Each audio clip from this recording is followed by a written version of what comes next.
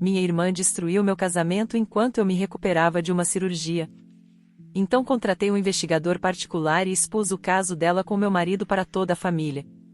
Mas o que descobri sobre o passado dela tornou tudo ainda pior. Não se esqueça de deixar seu like e se inscrever no canal. Nada te prepara para a sensação de perceber que sua própria casa deixou de ser um lugar seguro.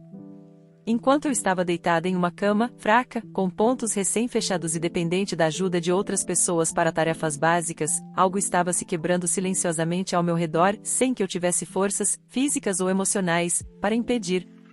Tenho 28 anos, sou enfermeira, e até poucos meses atrás acreditava que minha vida era estável. Eu era casada havia 4 anos com Ed, de 31, um homem que conheci ainda na faculdade.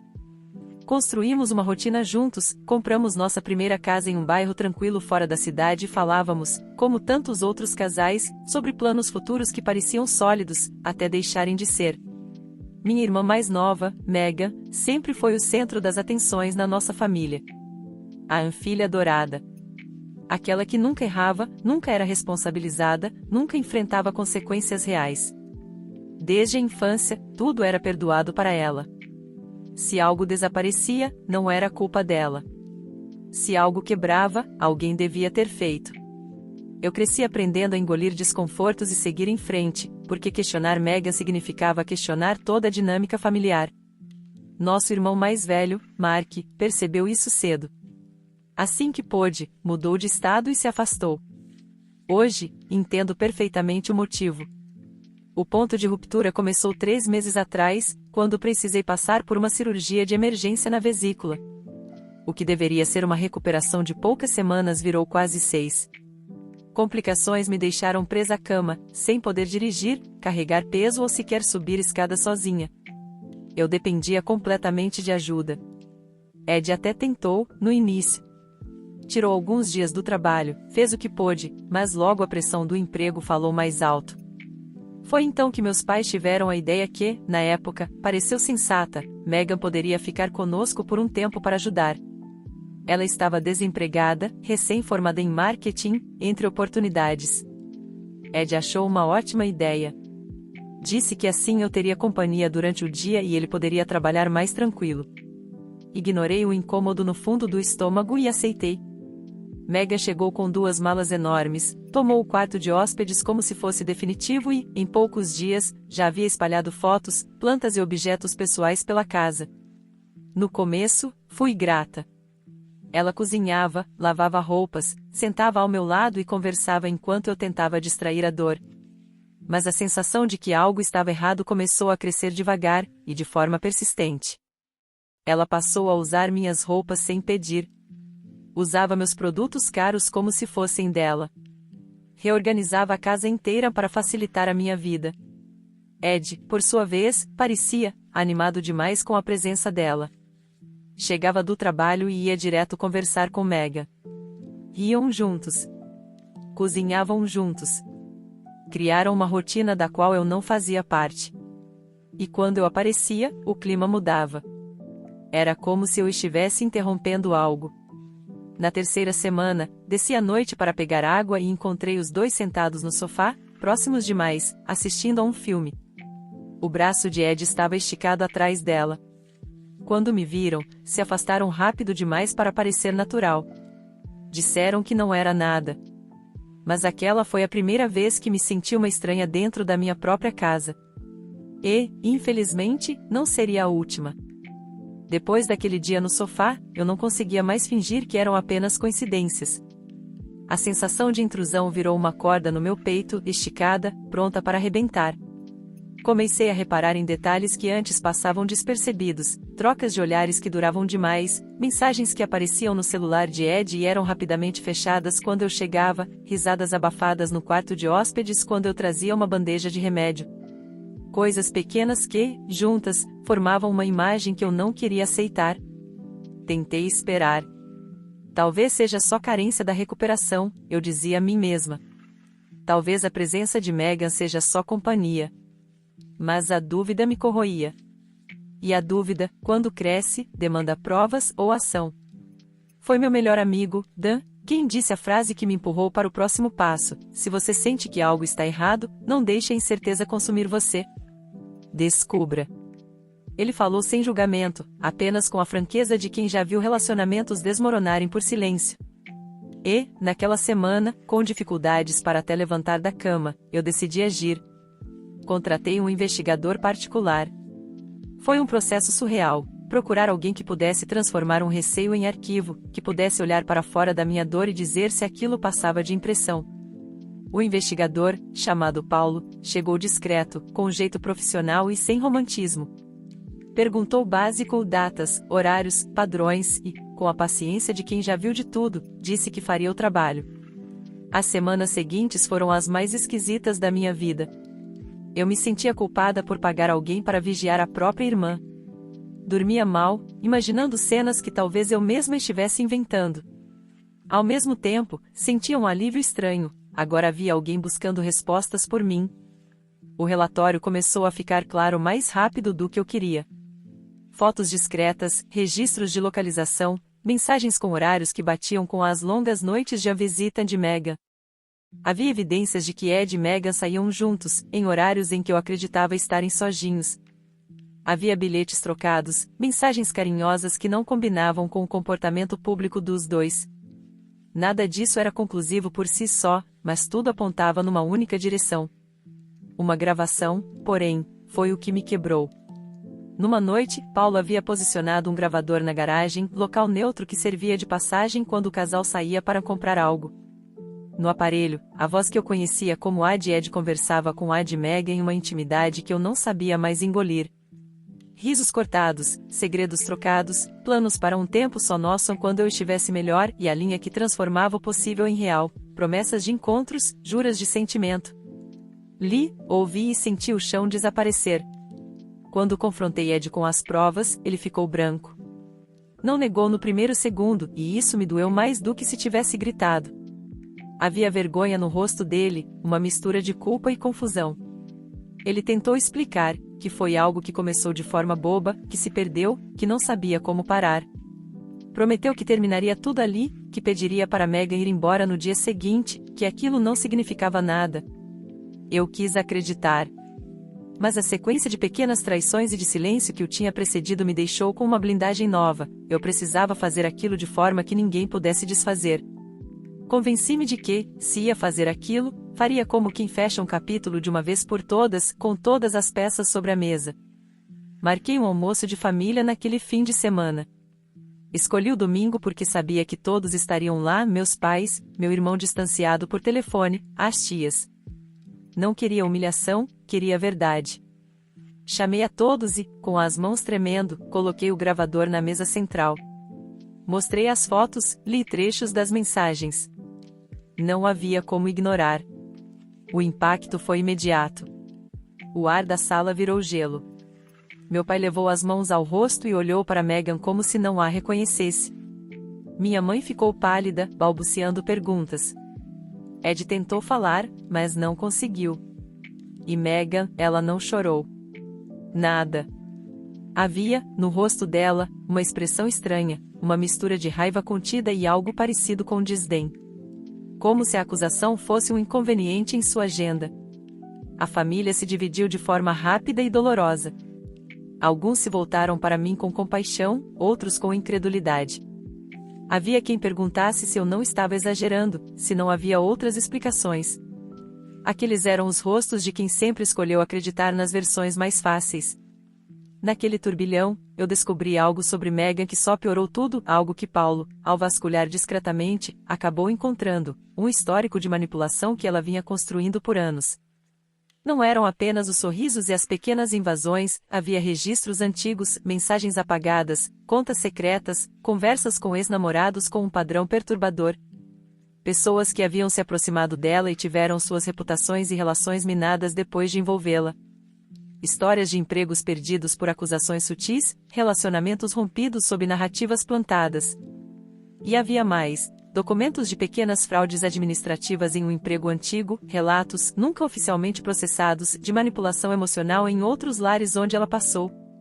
Nada que comprovasse crime grave imediato, mas um padrão replicado, proximidade, dependência criada, controle emocional exercido, e depois, quando a pessoa mudava de status, relatos que a apresentavam como vítima, antes mesmo que ela admitisse qualquer responsabilidade. Pessoas que conheciam Megan falaram ao investigador, em off, sobre como ela sabia virar a história a seu favor. Descobrir aquilo foi como colocar uma lente sobre o que eu já sabia sentir: a traição tinha raízes profundas. Não era apenas um caso isolado de fraqueza conjugal, era comportamento habitual, um modo de operar que, agora, afetava minha casa. Quando levei tudo para a família, a reação foi confusa, dolorida. Alguns não quiseram acreditar.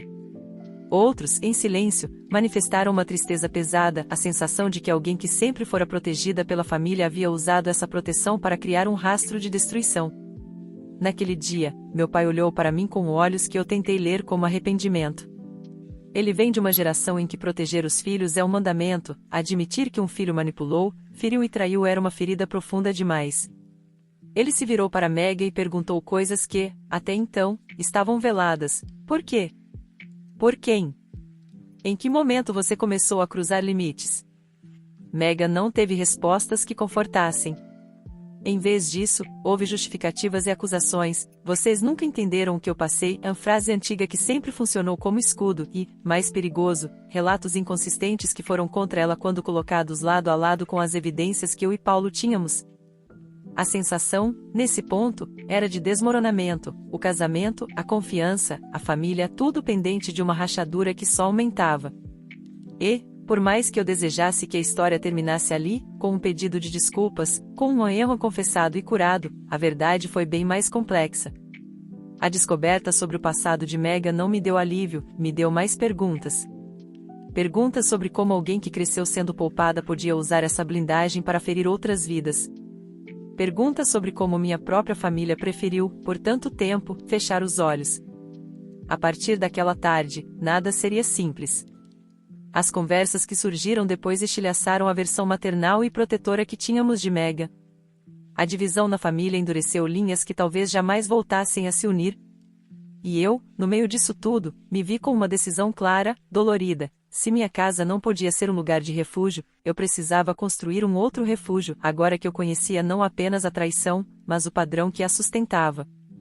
O que veio depois da exposição não foi um alívio, como eu esperara em algum ponto ingênuo, foi um turbilhão de consequências que me arrancaram o chão de vez. No fim do almoço, as conversas se transformaram em sussurros, os sussurros em acusações, e eu vi rostos conhecidos envergonharem-se ou endurecerem. Alguns me abraçaram, outros me lançaram olhares de reprovação como se eu tivesse rompido algum código invisível por revelar uma verdade inconveniente. Ed desapareceu por horas. Quando voltou, tinha os olhos inchados e falou com uma voz que tentava soar firme, mas falhava. Pediu desculpas 1000 vezes. Disse que tinha sido um erro, que não sabia como aquilo tinha começado, que me amava e que não queria perder a nossa vida. Pediu para conversarmos. Pediu paciência. No fundo, senti que ele queria tempo para reorganizar a própria imagem diante da família, mais do que me buscar de verdade. A reviravolta mais cruel, porém, foi outra, a descoberta de que a mentira de Megan vinha amparada por um histórico. Paulo havia vasculhado velhas redes, conversado com ex-colegas, falado com antigos namorados que não queriam se expor publicamente, mas que topavam avisar, em off, sobre um padrão. Megan não só seduzia a proximidade, ela a fabricava. Criava dependência. Usava como justificativa uma fragilidade construída com cuidado. E quando a relação dava sinais de que iria embora, transformava-se em vítima, arrastando simpatia e blindagem. Um ex-chefe disse que Megan tinha sido acusada, nunca formalmente, de manipular relatórios para criar crises que a deixassem indispensável. Uma ex-namorada falou sobre como, após um término, começaram a surgir mensagens anônimas em seu trabalho, perguntas estranhas, pequenos boatos que a fizeram perder o emprego. Outra pessoa contou que Megan sempre soube plantar justificativas que pareciam legítimas, um bilhete atribuído à vítima, uma foto fora de contexto, um áudio cortado com intenção. Ouvir tudo aquilo foi como descobrir que meu violador emocional não era apenas um episódio isolado, mas parte de algo mais amplo, uma estratégia repetida. Quando trouxe essas informações para a família, algumas reações foram solidárias, outras, defensivas. Meu pai levou tempo para entender que a filha perfeita em que ele blasonava era capaz de manipular a própria casa. A coxa de proteção que a família tecerá ao redor dela não possibilitava queimar os pontos com facilidade. Havia vergonha, confusão e, para alguns, negação. Hannah, desculpe, Megan fora criada dentro de uma narrativa que a absolvia sempre. Desfazer aquilo era como confessar que os critérios de amor e proteção daquela casa estavam errados por anos. No meio desse caos, comecei a perder coisas práticas, a rotina, a paz e, num movimento que ainda me doía, o casamento. Ed tentou, por um tempo, ficar.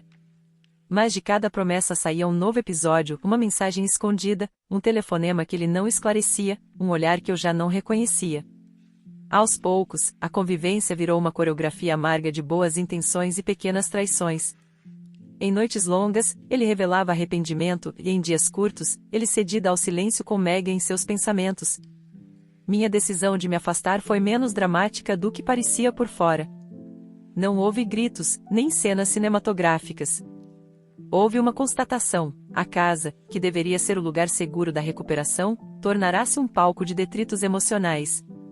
E eu, que precisava me fechar para curar um corpo que já fora ferido, não tinha comezinho para sobreviver também à corrosão diária da alma. Mudei de apartamento naquele mês, um lugar pequeno, alugado com o dinheiro que eu guardara para emergências. Levei apenas o essencial: alguns troféus de enfermagem, fotos do nosso namoro, os livros que me lembravam de quem eu era antes de tudo desabar. Não foi fuga, foi proteção. A família reagiu como podia. Uns me acusaram de humilhar Megan. Outros disseram que eu a forçou demais. Havia quem me evitasse em festas, quem diminuísse o contato. Alguns inclusive alegaram que eu deveria ter tratado aquilo em particular para não quebrar a paz. Era a velha armadilha: eu exporia a verdade e pagaria o preço social por não manter o silêncio cúmplice que tanta gente prefere. Enquanto isso, Paulo continuou investigando, e o quadro ficou ainda mais frio. Perfis falsos, contas que surgiam para corroborar versões, documentos com alterações, nada que rendesse cadeia, talvez, mas suficiente para mostrar que aceitar qualquer palavra de Megan como inocência era um risco. Pessoas que haviam tido suas reputações arruinadas falaram com ele em segredo, com um alívio contido. Relatos de amizades rompidas, investimentos perdidos por boatos, e relacionamentos desfeitos por narrativas que ela plantara. A soma daquelas histórias mostrou que eu não era a primeira a sangrar nessa teia. Com as provas em mãos, me vi forçada a escolher o próximo passo: bater de frente, legalmente, ou tentar costurar os pedaços e seguir uma vida que não fosse vigiada por olhares suspeitos. Optei por proteção imediata, pedi afastamento interno enquanto organizava documentos que pudessem me resguardar caso qualquer acusação voltasse contra mim. Contratei um advogado para orientar meu divórcio e para aconselhar sobre medidas protetivas se Megan tentasse algum tipo de retaliação, e ela tentou. Megan, ferida no próprio narcisismo, começou a agir com mais agressividade. Postagens insinuantes nas redes sociais, mensagens para amigos em comum pintando-me como louca, telefonemas anônimos ao meu local de trabalho sugerindo que eu era instável, coisas pequenas, sujas. A TV do boato corria. Em alguns círculos, eu me tornará a culpada por ter revelado o caso. Era uma ironia amarga: a verdade me tornará culpada. Meu pai, dividindo entre amor por uma filha que sempre fora a queridinha e o choque de ter sua confiança traída, recuou para um silêncio que doía mais do que acusações. Meu irmão Mark, que há anos vivia distante, foi um dos primeiros a me ligar oferecendo ajuda. Você fez a coisa certa, disse ele, e eu ouvi naquele telefonema o apoio que esperara da família inteira e que só recebia em estilhaços. Ed, na sequência, tomou uma decisão que partiu algo em mim e me deu espaço para respirar ao mesmo tempo: pediu o divórcio. Não foi um gesto de punição, foi, disse ele, admitir que havia quebrado o pacto e que não poderia reconstruí-lo.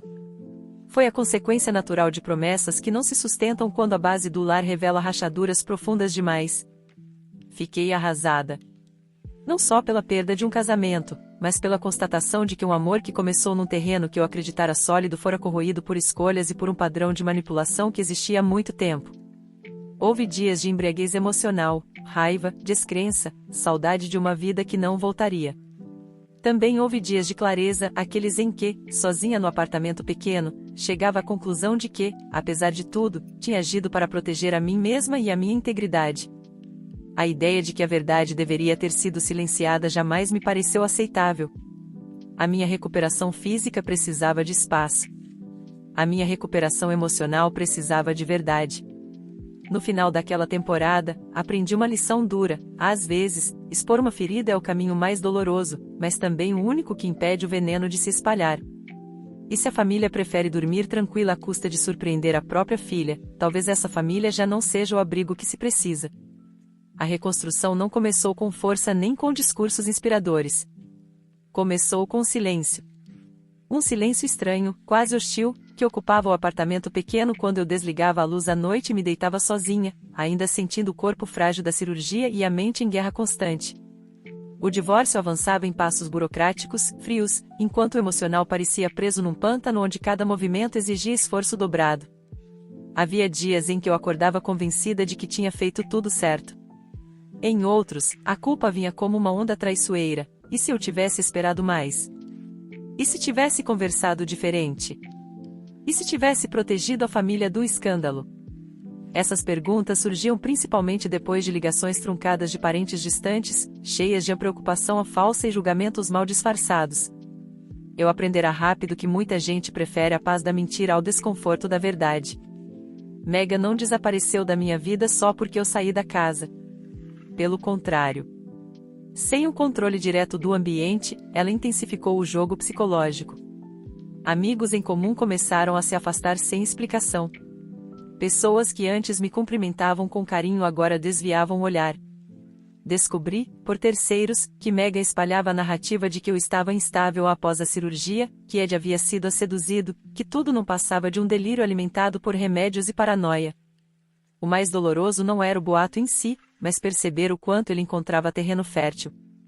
Era mais confortável para muitos acreditar que eu exagerara do que aceitar que uma filha, uma irmã, uma presença constante na família, fosse capaz de tamanha traição. Foi nesse período que precisei redefinir quem realmente fazia parte da minha vida. Algumas pessoas se revelaram âncoras. Mark continuou presente, ligando com frequência, perguntando se eu tinha comido, se precisava de ajuda. Uma prima distante, Clara, me procurou dizendo que sempre sentirá algo estranho em Megan, mas nunca tivera coragem de dizer. Uma ex-colega de trabalho passou a caminhar comigo à tarde, mesmo quando eu mal conseguia manter o ritmo. Essas pequenas presenças não apagavam a dor, mas impediam que ela me engolisse por completo. Também iniciei terapia. No começo, eu resistia, achava que precisava ser forte sozinha. Mas ali, naquela sala neutra, aprendi algo essencial: não era minha responsabilidade proteger a imagem de quem me feriu. Não era minha culpa se a verdade causava desconforto. Eu tinha passado tempo demais tentando ser compreensiva com todos, menos comigo mesma. Enquanto isso, a família seguia rachada. Meu pai tentou, em alguns momentos, uma reconciliação superficial.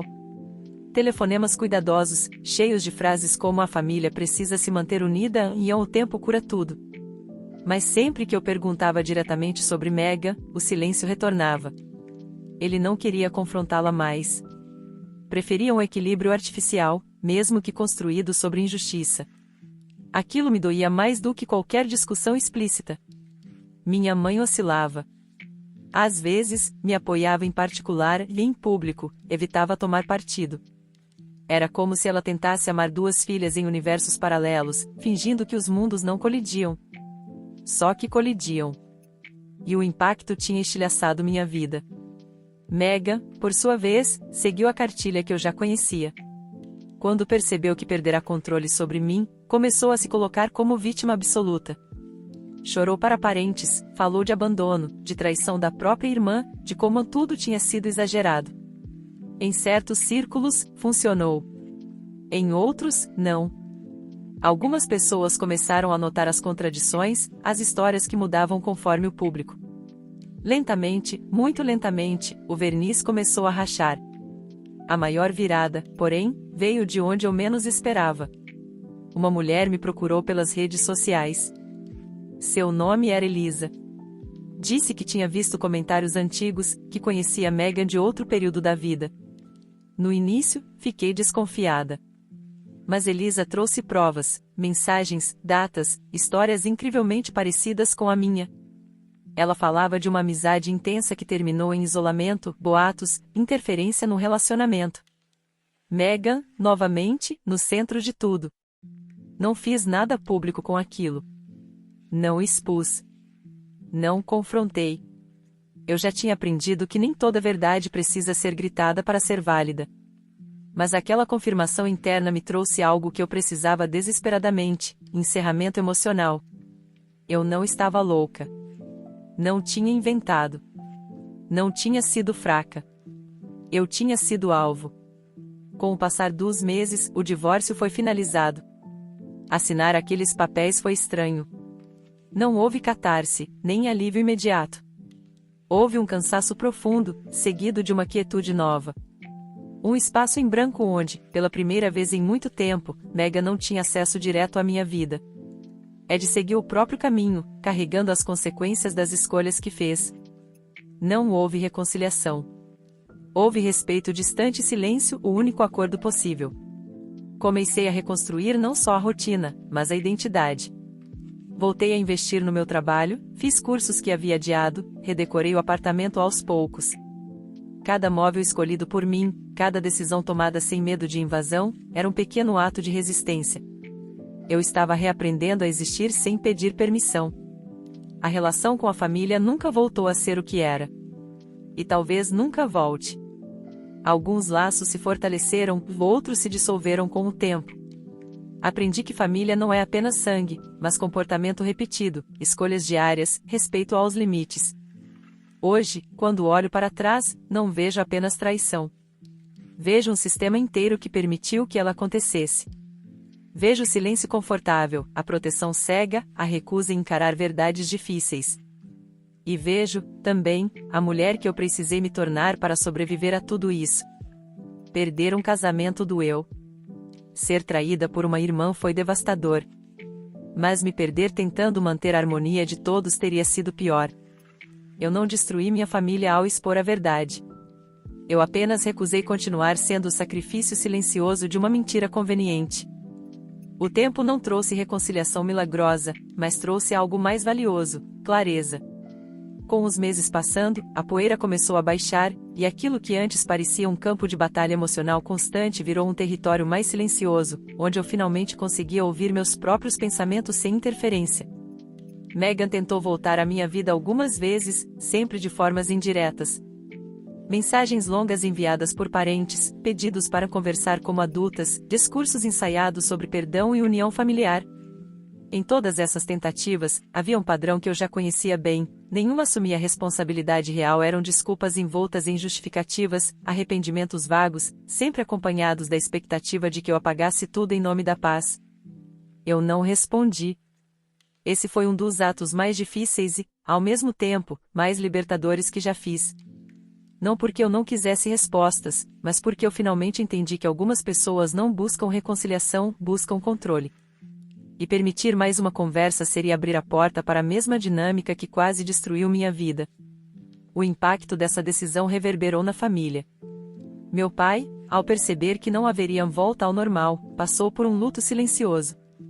Ele tentou, uma última vez, me convencer de que ninguém é perfeito e que errar faz parte. Eu ouvi com calma e respondi algo que ele não esperava. Eu perdoaria um erro. O que eu vivi foi um padrão. Aquela frase mudou algo. Não resolveu tudo, mas deslocou o foco. Pela primeira vez, ele não tentou me contradizer. Apenas assentiu, como alguém que finalmente começa a enxergar a dimensão do que foi ignorado por tanto tempo. Minha mãe, aos poucos, passou a me procurar com mais sinceridade.